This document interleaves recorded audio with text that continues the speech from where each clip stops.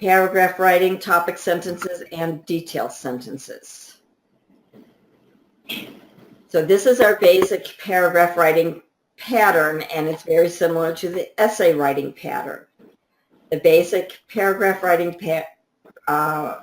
pattern is going to have an introductory sentence, topic sentence, and then it's typically going to have 3 details. It might have 4, but typically we want a minimum of 3 details, and then it's going to have a conclusion, the concluding sentence.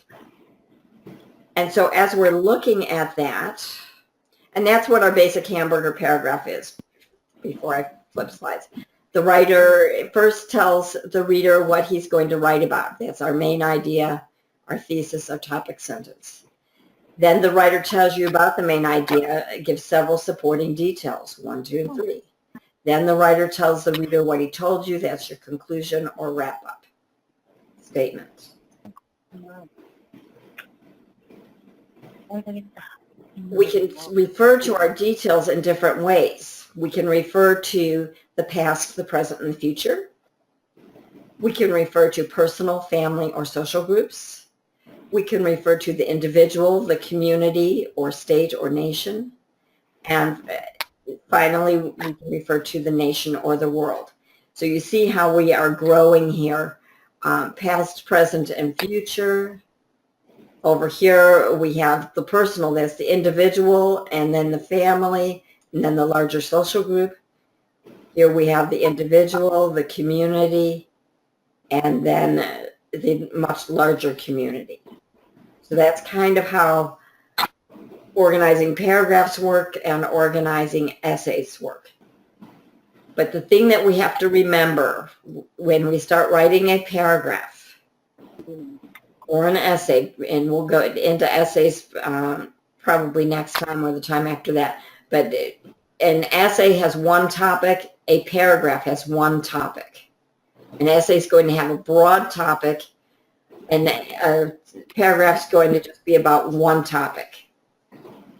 So you start with a topic sentence. The topic sentence limits and controls what you can discuss in the paragraph.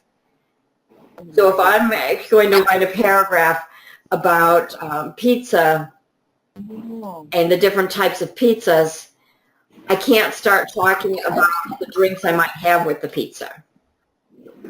I can't start talking about hamburgers instead. The topic sentence controls what you can talk about in the paragraph. Does that make sense?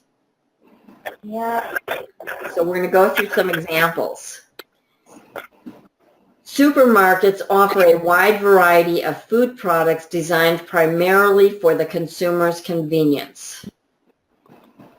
So this means that you can discuss only the convenience food products which can be purchased in a supermarket.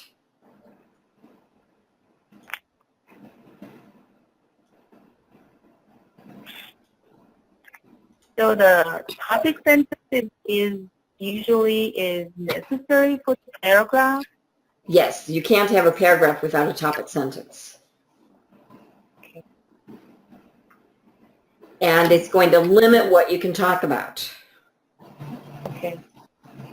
Here we've So got we food products designed primarily for the consumer's convenience. So that means that we can only talk about food products that are purchased in a supermarket. We say main idea and a topic sentence. The main idea and topic sentence are pretty much the same. Your main idea is inside your topic sentence. So if you can't mention fresh fruits or vegetables or cleaning products in this. We can only talk about food products designed primarily for consumers' convenience.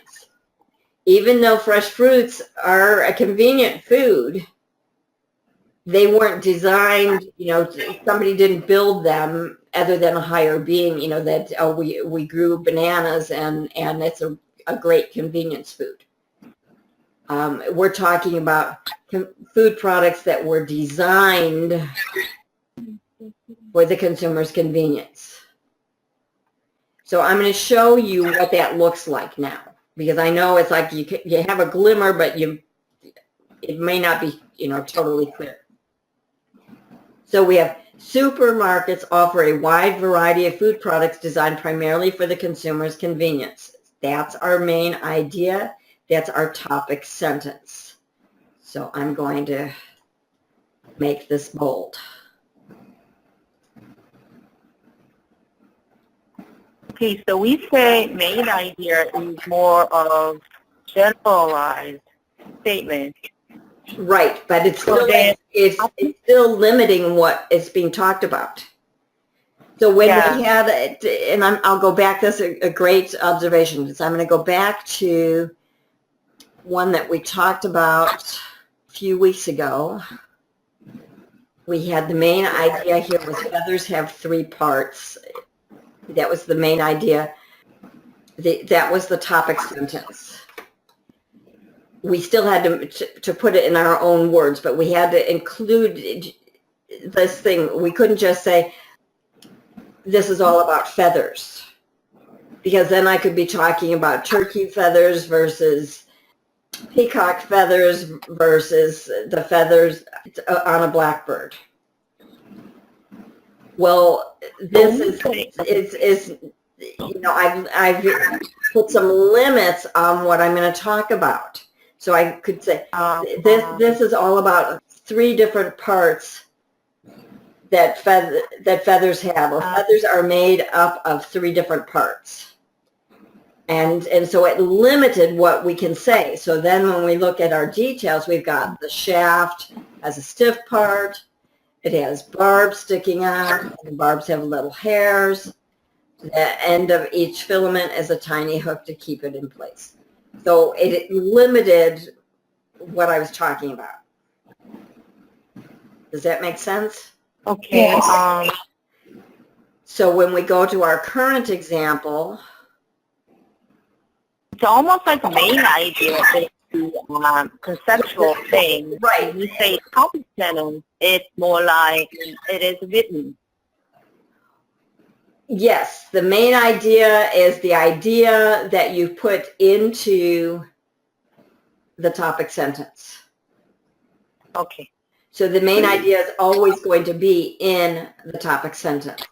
The topic sentence is going to have some extra words in it. The main idea is always in the topic sentence. Does that make sense? Yes. So now what I want you to think about as I finish reading this, I want you to think about the organization of the paragraph. And I want you to think in the terms that we talked about before. We have political, economic, social, we have physical, psychological, spiritual, home, business, leisure time. We have a lot of different types of ways of categorizing or organizing the paragraph. So it should become pretty self-evident on how this is being organized. So we have supermarkets offer a wide variety of food products designed primarily for the consumer's convenience. Thus, transition word here, breakfast might consist of just a square chocolate wafer that provides all the nourishment of an entire meal. Making a sandwich for lunch is simplified by using peanut butter and jelly that comes in the same jar. An elaborate 4-course Chinese dinner comes in its own aluminum serving tray ready to be put in the oven. This meal might be followed by a late-night snack that can be prepared instantly by squirting cheese spread from a pressurized can onto a cracker. Of course, the consumer should realize that such items, while saving time and effort, add considerably to the shopper's budget. So how did they organize what they talked about?